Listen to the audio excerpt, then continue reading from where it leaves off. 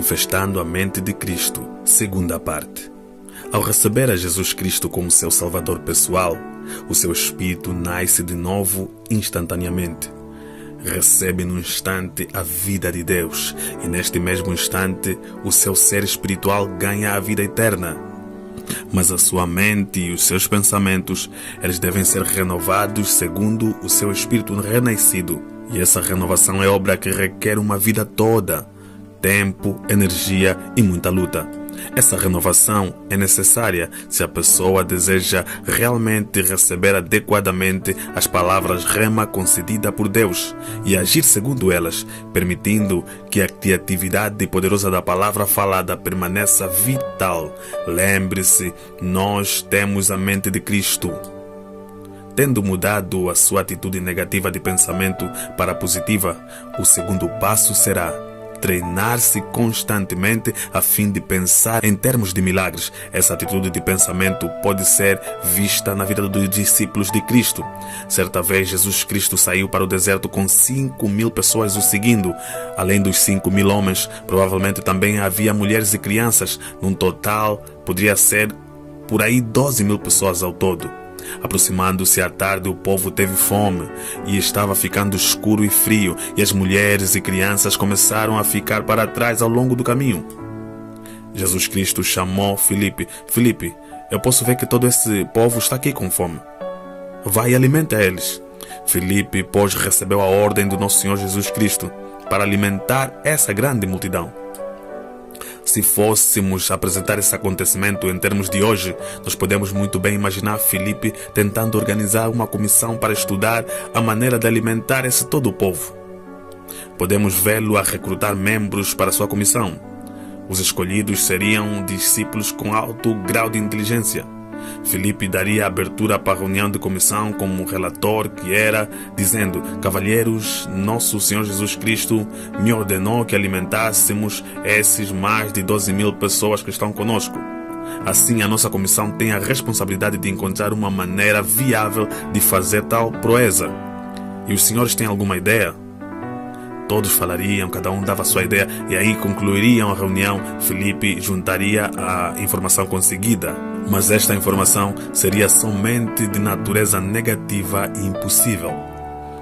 Informação que iria contra os ensinamentos de Jesus Cristo e que se oporia diretamente à sua ordem. Filipe então iria informar Jesus. Mas ao começar a falar, André chegaria com os 5 pães e 2 peixinhos. André exclamaria a Filipe: deixe de brincadeira, você tem 5 pães e 2 peixinhos para alimentar mais de 12.000 pessoas. Você perdeu o juízo.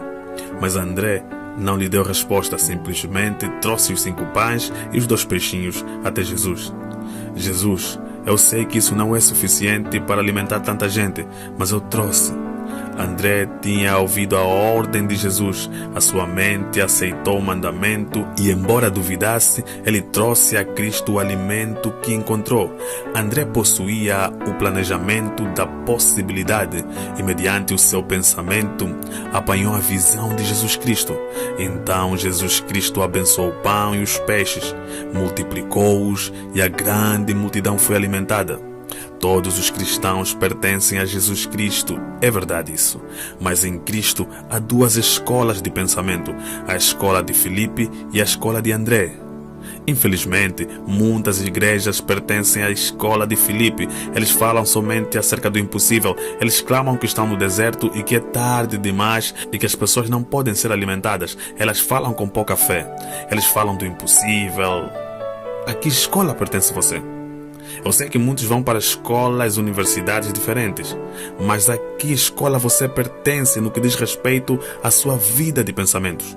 Você pertence à escola de Filipe ou à escola de André?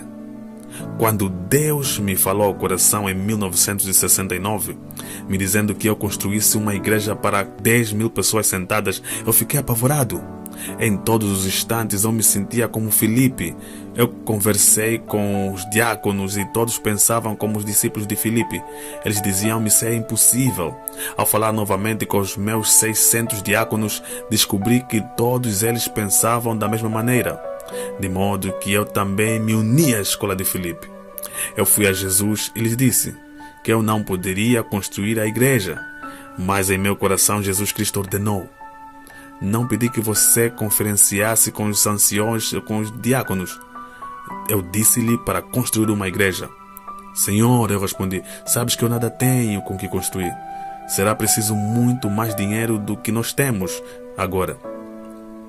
Então, através do Espírito Santo, Jesus Cristo me falou ao coração: o que tem você que poderia dar pessoalmente? Em meu coração sabia o que ele estava pedindo, mas eu me recusava a reconhecer o seu pedido e disse: Jesus Cristo, não peça que eu faça isso.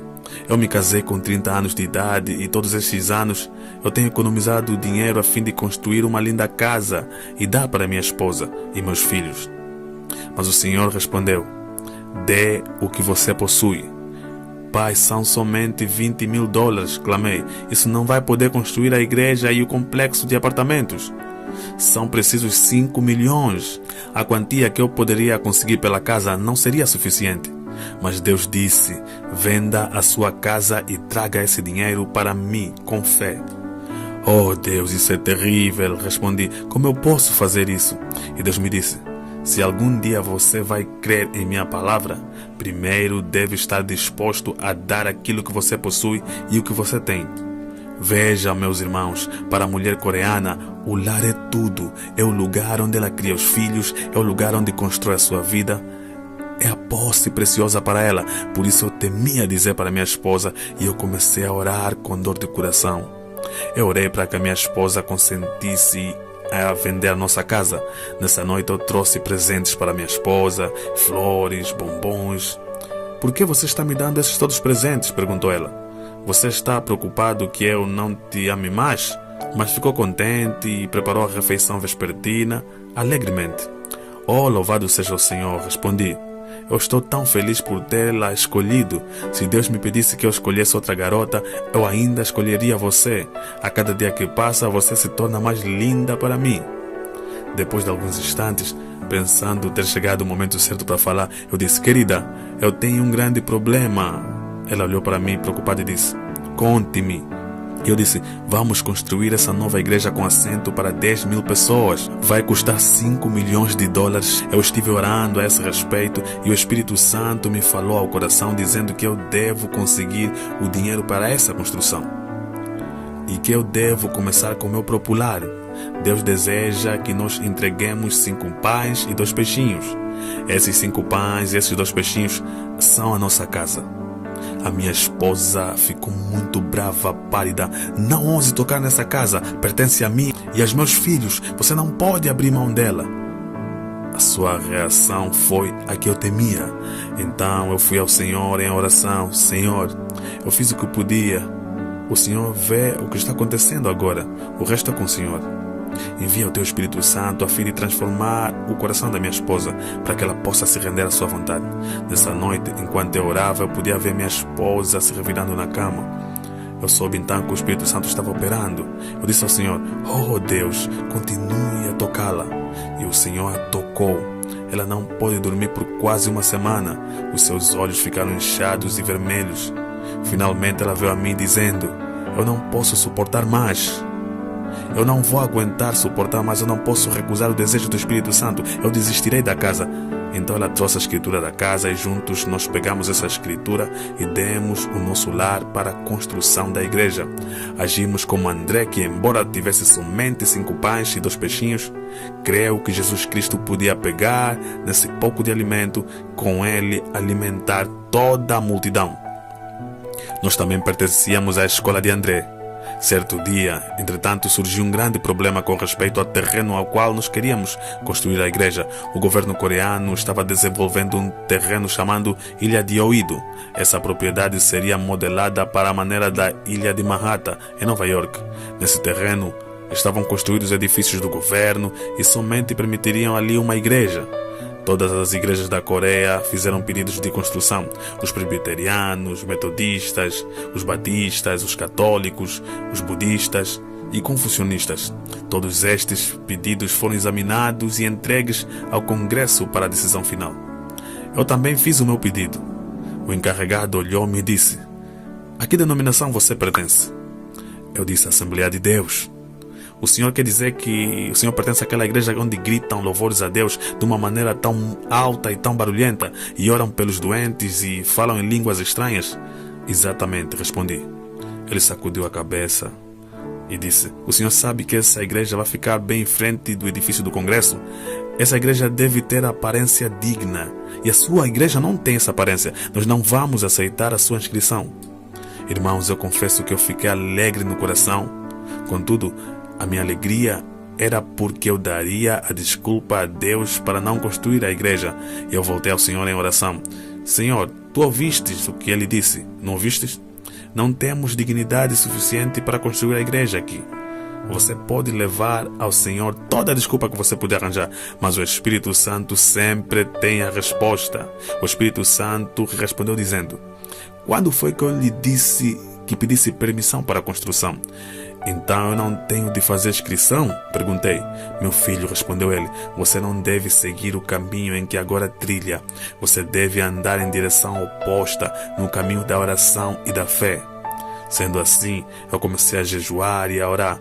Então em meu espírito, em meu coração, a sabedoria do Espírito Santo disse: vá e descubra quem está a cargo do projeto de desenvolvimento dessa ilha. Eu fui para lá e logo descobri que o vice-prefeito estava a cargo do desenvolvimento daquela área toda. Eu comecei a indagar sua vida pessoal e familiar. Descobri que a mãe dele era membro da igreja presbiteriana. Portanto, eu fui visitá-la, orei com ela e ela recebeu o batismo do Espírito Santo. Então ela começou a assistir à minha igreja. Na Coreia, a sogra tem muito poder e autoridade sobre a nora.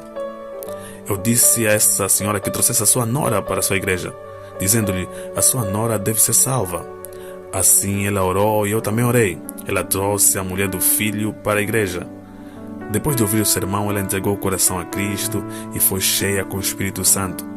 Então eu comecei a trabalhar por intermédio delas, pensando comigo mesmo: se eu consegui a esposa, se eu consegui a mãe, quer dizer que eu também posso conseguir trazer também esse homem.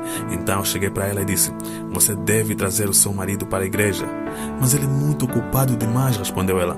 Você não quer que ele vá para o inferno, não é? Perguntei com severidade. Portanto, traga-o para a igreja. No dia em que ela o trouxe para a igreja, eu preguei uma mensagem poderosa. Embora eu não olhasse diretamente para o rosto dele, eu estava em verdade pregando para ele. E miraculosamente, ele entregou o coração para o Senhor. No domingo seguinte, ele entrou em meu escritório: pastor, o senhor sabe que eu estou encarregado do desenvolvimento da ilha de Oido. Nós estamos dando permissão para que uma igreja coreana construa seu templo ali. Eu gostaria que levasse a nossa igreja para lá. Eu queria gritar, mas o Espírito Santo me disse para não gritar. Às vezes, o Espírito Santo opera de uma maneira muito misteriosa. O Espírito Santo deu uma compreensão de que eu deveria dizer não. Mas eu argumentei com o Espírito Santo: Senhor, o Senhor vê que eu batalhei duro para chegar até esse momento. Embora meu coração clamasse para dizer sim, eu respondi: não, Senhor, não, perfeito. Para levar essa igreja seria uma soma exagerada de dinheiro e nós teríamos de comprar pelo menos 3 ou 4 hectares de terra. Isso custaria muito mais de $5 milhões. Eu acho impossível. Para piorar as coisas, a nossa igreja é considerada uma igreja pentecostal, não digna, e eles nem mesmo aceitariam a minha inscrição. Ele sorriu e disse: eu acho que tem um jeito. Ore durante uma semana e depois eu voltarei. Dê-me a resposta depois de uma semana, para que eu me desencuba do assunto rapidamente. Eu orei durante uma semana e na semana seguinte ele voltou ao meu escritório: pastor, se o senhor tomar a decisão de levar a sua igreja para lá, eu farei todos os arranjos para que tenhamos o melhor local. Eu também cuidarei de todos os papéis e as despesas ficarão por conta do meu escritório. Eu enviarei o meu representante ao Congresso a fim de conseguir todos os acordos necessários e farei todo o trabalho burocrático. Eu farei tudo isso pelo Senhor Jesus Cristo. Eu garanto-lhe que eu conseguirei o terreno. E mais do que isso, eu farei todos os arranjos para que a igreja compre o terreno a crédito. Então o Espírito Santo disse ao meu coração: grite. Senhor vice-prefeito, disse eu aceito. Deus me impediu de dizer sim na semana passada, mas como resultado não somente conseguimos um terreno de um modo miraculoso, mas também não tivemos de preparar toda a papelada. Então eu fui assinar o contrato com uma construtora. Logo depois lançaram os alicerces e começaram a construção da igreja e do complexo de apartamentos. Esse vice-prefeito agora é um dos anciões da minha igreja. De maneira similar, a sua fé também pode ser testada. Se você tem um projeto pequeno, será testado de um modo pequeno. Mas se você tiver um projeto muito grande, a tua fé será testada de uma maneira grande. Jamais pense que tua fé sempre irá plantar um jardim de rosas. Você passará por turbulências, mediante a qual Deus vai provar a sua fé. Até este ponto da construção da igreja, eu ainda pertencia à escola de André. E com grande fé eu orava por cada problema que ia surgindo. Mas então o dólar foi desvalorizando e o construtor rescindiu o contrato dizendo que precisava de aumentar o preço da construção da igreja. Chegou a crise do petróleo e depois os bancos começaram a fechar as portas para mim.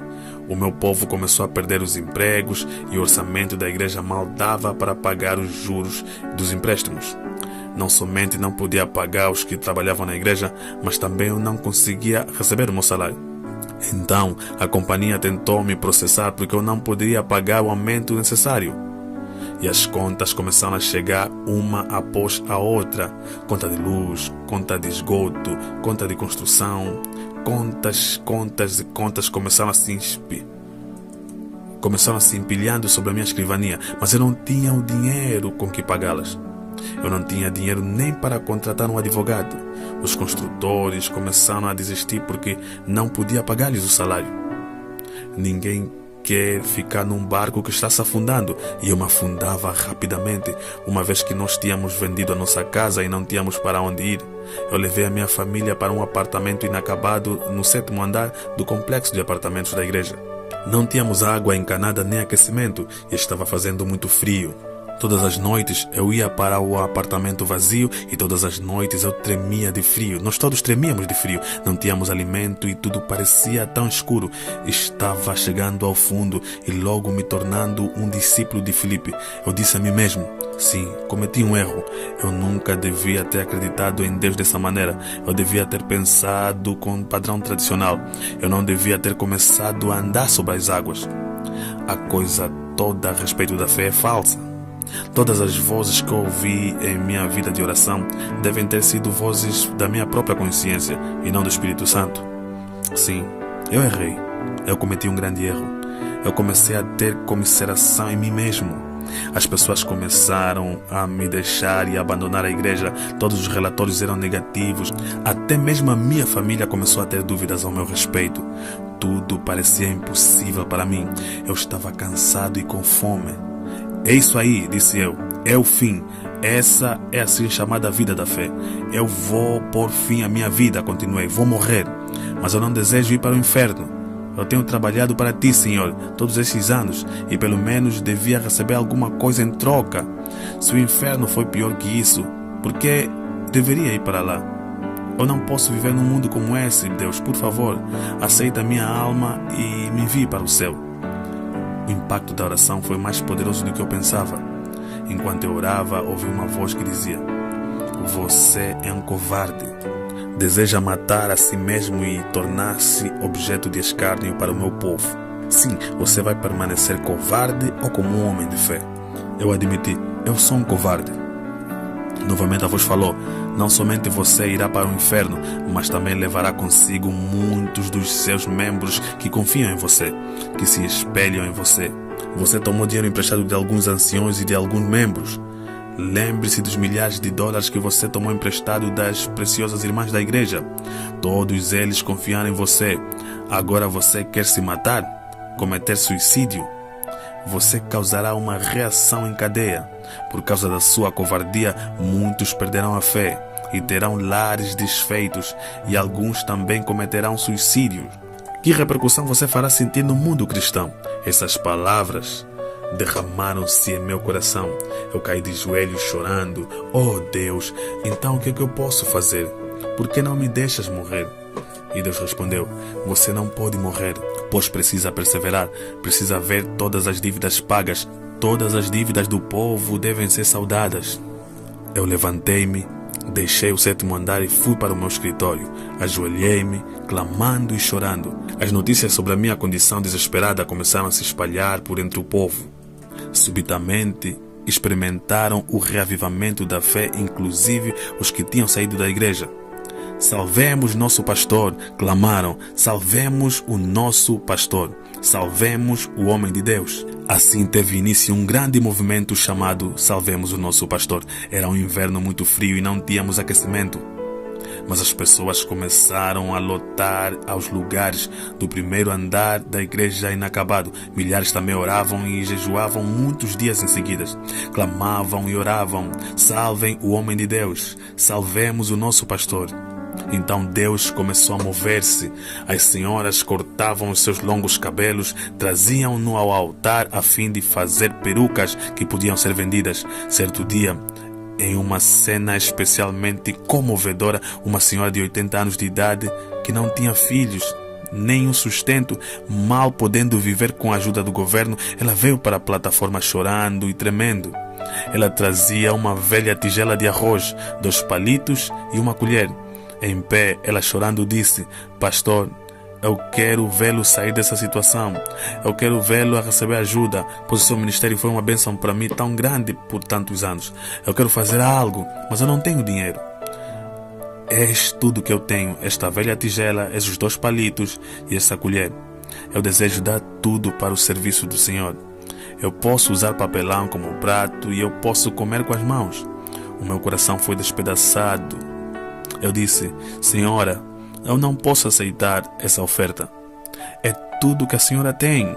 A senhora vai precisar desses utensílios a fim de tomar as suas refeições. Não posso aceitar. Ela começou a chorar dizendo: será que Deus não aceitaria esse presente de uma velha que está perto de morrer? Será que Ele não aceitaria, pastor? Será que isso não poderá ajudá-lo muito? Mas eu desejo dar algo. Subitamente o industrial levantou-se e disse: pastor, eu quero comprar esses objetos. Ele pagou quase $30.000 pela tigela velha, 2 palitos e uma colher. Isso acendeu fogo. As pessoas começavam a vender as suas casas espaçosas e a mudarem para apartamentos pequenos. Houve jovens casais que deram todo o salário de 1 ano para a igreja, decidindo a viver pela fé. Essa grande e grandiosa movimentação deu resultados. Logo o dinheiro começou a chegar e eu pude pagar os juros do empréstimo. Os bancos começaram a abrir as portas para mim. O que é mais espantoso, em menos de 1 ano tudo começou a se encaixar nos seus devidos lugares. Eu paguei todas as dívidas e ficamos livres até 1973. Não somente pude pagar os juros, mas também consegui os $5 milhões para terminar toda a construção da igreja e do complexo de apartamentos. E Deus novamente provou que a escola de André é melhor, que pensar em termos de milagres é ter um pensamento que Deus deseja que nós tenhamos. Muita gente pensa que quando temos fé tudo vai fluir facilmente e que encontraremos poucos problemas, mas é importante lembrar que tal não acontece. Veja Abraão. Ele tinha fé, mas suportou tribulações por 25 anos. Jacó sofreu a duras por 20 anos, José por 13 e Moisés por 40. Os discípulos de Cristo passaram por tribulações e tentações toda a sua vida. Não se deixe desanimar depois de passar por algumas semanas de dificuldades ou alguns meses de tribulações. Não deixe cair as mãos em derrota, clamando: oh Deus, onde estás? Deus está sempre presente, sempre testando. Às vezes Deus deseja fortalecer e fortificar-lhe a medula. E às vezes, enquanto está sendo fortalecido, quase que pode-se ouvir os ossos estalando. Mas se firmar-se na palavra de Deus e tiver fé, Deus jamais o desapontará. A fim de ilustrar esse ponto, eu contarei uma outra experiência minha. Certa vez, eu assinei um cheque de $50.000 com data adiantada. O cheque devia ser pago no dia 30 de dezembro. Eu comecei a buscar fundos de todas as fontes possíveis, mas eu não consegui nem um centavo. Se eu não depositasse esse dinheiro no banco na data certa, os jornais iriam dizer que o pastor da maior igreja evangélica da Coreia havia passado um cheque sem fundos. Eram 12 horas do dia em que o dinheiro tinha que ser depositado e eu orava. Oh Deus, eu gastei todo o meu dinheiro, mais do que eu tinha. Eu tomei dinheiro emprestado de muita gente, Pai. Para onde eu irei? Eu não tenho um lugar aonde eu possa ir. E continuei a orar. O relógio marcou 1 hora, 2, 3. A minha esposa perguntou: querido, você ainda não conseguiu dinheiro? Não, respondi. Você não sabe que o último avião que sai de Seul é às 4 horas da tarde? Essa é uma boa oportunidade de fugir para os Estados Unidos. Não posso fazer isso. Não posso evitar a minha responsabilidade, ele disse. Eu não posso fugir. E se eu fizesse, mancharia o nome de Jesus Cristo. Eu prefiro enfrentar o que quer que aconteça aqui na Coreia do que eu fugir do país. O banco fechava-se às 6 horas naquela época e já eram 5 horas. Estava desesperado. Eu não podia ficar sentado nem de pé. Eu ficava a andar para cima e para baixo como um leão enjaulado. E orei de novo. Oh Deus, por favor, venha me ajudar. Subitamente o Espírito Santo fez com que uma ideia fluísse através da minha mente. Eu devia ir ao presidente do banco e ousadamente pedir-lhe que me desse um cheque de $50 mil. Devo estar perdendo o juízo. Eu esquentei tanto a cabeça que eu devo ter sobrecarregado a minha mente demasiadamente. Eu não tenho nada para dar em garantia ou hipoteca. Não preenchi nenhum pedido de crédito. Então queres que eu vá ao presidente do banco e peça um cheque de $50 mil? Isso não faz nenhum sentido. Mas o Espírito Santo insistia: sim, realizo as coisas que não pertencem à ordem natural percebida pelos homens. Vá e faça o que eu lhe digo. Chamei o meu tesoureiro: Sr. Park, por favor, venha comigo ao banco. Eu vou pedir um cheque de $50 mil ao presidente. Ele olhou para mim e começou a rir-se. O senhor realmente perdeu o juízo, não é? Hoje é o dia 31 de dezembro. Já são 5 horas e o senhor não tem um encontro marcado com ele e já deve ter uma fila enorme esperando para vê-lo. Além disso, nós não temos capital algum, nenhum avalista, nem garantia de ninguém. Não preenchemos nenhum formulário. Isso é loucura. Eu não vou com o senhor. Se o senhor desejar passar por bobo, que vá só, mas eu não vou. Está bem, eu disse.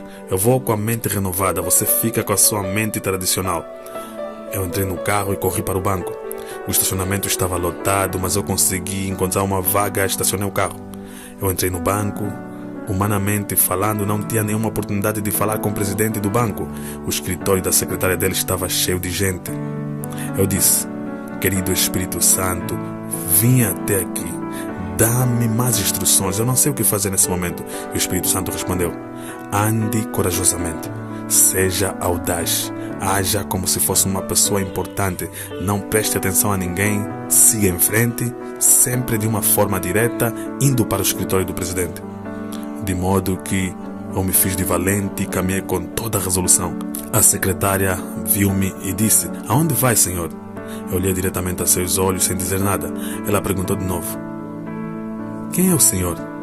Tem encontro marcado com o presidente? Qual é o seu nome?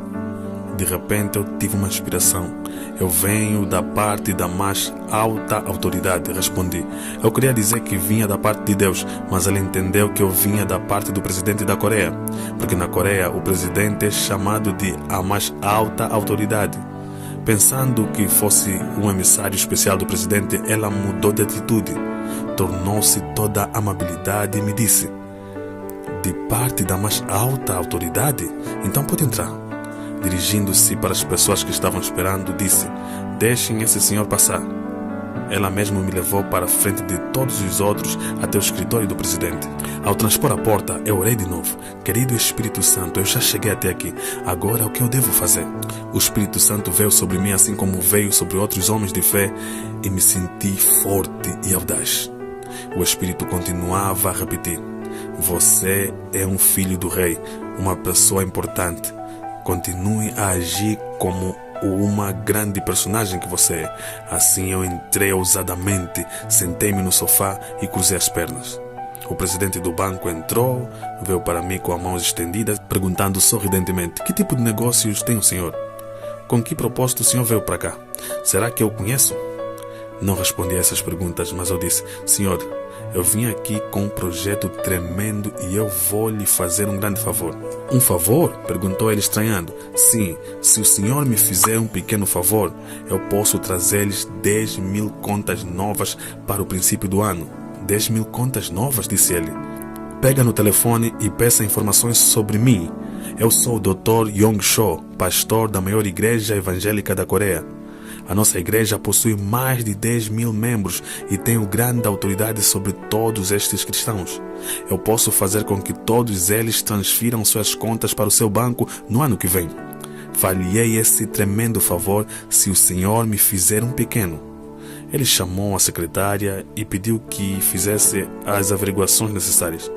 Quando todos os dados foram confirmados, o presidente dirigiu-se a mim dizendo: "Qual favor que eu posso lhe prestar?"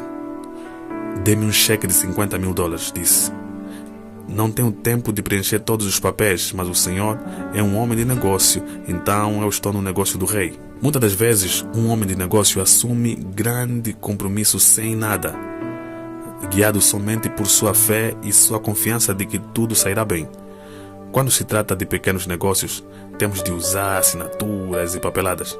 Mas quando se tratam de grandes negócios, passamos por cima dessas todas coisinhas e confiamos que o negócio seja coroado de êxito.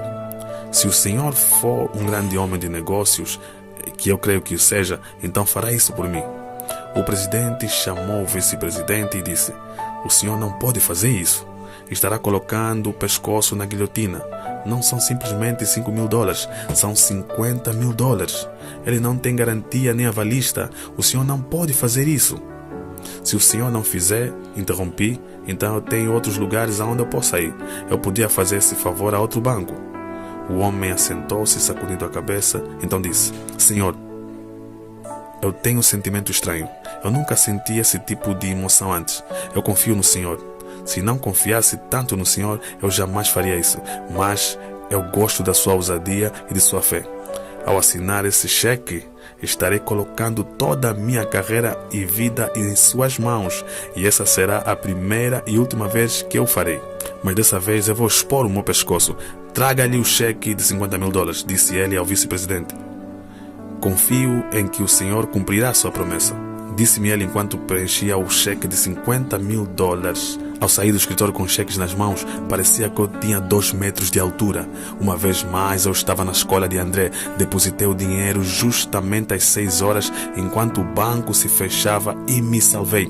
Muitas das vezes Deus espera até o último instante. Uma vez que você renove a sua mente e aprenda a andar com Deus, então deve persistir até ao último momento. Não se deixe apavorar, renove a sua vida de pensamentos, não fique restringido pelo pensar tradicional. Estude a palavra de Deus. Esse é o lido texto com o qual você pode renovar a sua mente e enchê-las de pensamento positivo e aprender a pensar em termos de milagres. O terceiro passo para uma mente renovada é que ela seja orientada para o êxito.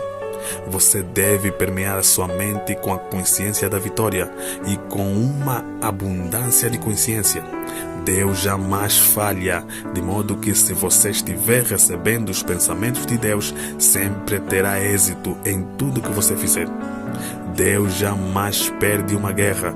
Ele é o vencedor eterno. Você deve ter a consciência da vitória. Deus jamais tem falta de alguma coisa. Você deve ter a abundância da consciência.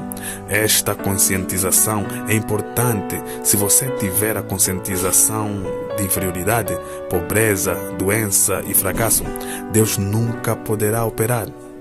Deus é seu socorro, a sua abundância é o seu êxito. Deus é a sua vitória. Se duas pessoas não estiverem de acordo, como poderão trabalhar juntas? Para andar e trabalhar com Deus, você precisa, pois, enxertar os tipos de consciência de Deus para a sua própria vida. Renove a sua mente, pense constantemente em termos de sucesso, vitória e abundância. Tendo renovado completamente o seu processo de pensamento, então você receberá a palavra rema de Deus. Ousadamente assimile a palavra de Deus em sua vida de pensamento. Por meio da oração, produza a fé. Por meio da fé, poderá andar com a cabeça erguida. Ore somente para o Senhor. Embora possa não sentir nada, embora possa não tocar nada, embora o seu futuro possa parecer escuro, ainda assim, não tenha medo.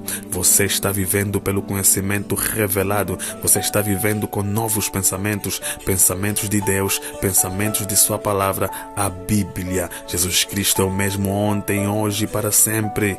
Deus Jeová jamais muda. A palavra de Deus jamais cai ao solo sem um cumprimento. Não podemos viver só de pão, mas pela palavra de Deus. Somos os filhos justificados de Deus e devemos viver pela fé. Em Jesus Cristo não há diferença de cor ou raça. Todos nós pertencemos a uma única raça, a raça de Jesus Cristo. Vivemos pelo seu pensar. Portanto, renove a sua mente e regule a sua vida de pensamento. Pense grande, tenha grandes objetivos. Você tem uma única vida para viver. Por isso, não se arraste no pó, não viva com a consciência do fracasso. A sua vida é preciosa para o Senhor. Você deve alguma boa contribuição a esse mundo. Jesus Cristo habita gloriosamente em cada cristão. Ele habita em você. Portanto, você tem recursos inesgotáveis em seu íntimo. Cristo é tão poderoso hoje quanto o foi 2000 anos atrás. Você pode provar tudo que eu estou dizendo, renovando o seu pensamento, enxertando os pensamentos de Jesus Cristo em seu coração, pensando positivamente, pensando em termos de milagres, desenvolvendo uma orientação ao êxito, para a vitória e para uma consciência de abundância. Cristo dá-lhe os fundamentos no qual vê a palavra de Deus em sua mente, renovando-o por completo. Então você verá ocorrer grandes milagres. Em Efésios capítulo 3, 20 diz: Ora, aquele que é poderoso para fazer infinitamente mais do que tudo quanto pedimos ou pensamos, conforme o seu poder que opera em nós. Chamam isso a lei de pensar e pedir. Muitas pessoas pensam que receberão pelo simples pedir. Deus dá resposta mediante a sua vida de pensamento, infinitamente mais do que tudo quanto pedimos ou pensamos. O que é que você pensa? Você pensa pobreza? Você pensa doença? Você pensa impossibilidade? Pensa negativamente? Pensa fracasso? Se orar dessa maneira, Deus não terá o canal pelo qual fluir. Qual é a sua vida de pensamentos? Você renovou a sua vida de pensamentos? Deus está disposto a obrar abundantemente em sua vida, mas será por meio da renovação do seu pensamento. Você deve ler a Bíblia. Não lê a Bíblia por costume ou por prescrição religiosa. Não lê a Bíblia procurando novas formas legalistas de viver. Não lê a Bíblia por tradição histórica. Leia-a para alimentar a sua mente e mudar por completo toda a ordem dos seus pensamentos, para renovar totalmente a sua vida de pensamentos. Encha o seu pensamento com a palavra de Deus, então Deus poderá fluir livremente através da sua vida e fazer por seu intermédio grandes coisas para a sua glória. Lembre-se sempre que a palavra diz em Romanos 12, versículo 2: Não vos amoldeis a este mundo, mas renoveis a vossa mente pela palavra de Deus. E como está escrito em 1 Coríntios 2, versículo 16, você tem a mente de Cristo. Amém, amém e amém. Glórias a Deus. Eu gostaria de agradecer a você e saiba que você tem a mente de Cristo, aleluias, que você possa mudar a sua vida de pensamentos, que você possa pensar no bom, no agradável, em tudo que é bom, que Deus possa realmente ouvir os teus pedidos e transformar a sua vida por meio dos teus pensamentos, por meio de uma vida nova, por meio de pensamentos de bem, de paz, de amor, de prosperidade, de saúde e de abundância. Eu sou o Elder Lucas, peço que deixe o seu like, subscreva-se no nosso canal para ajudar o canal a crescer. Desejo que a paz do Senhor esteja contigo e com a sua família.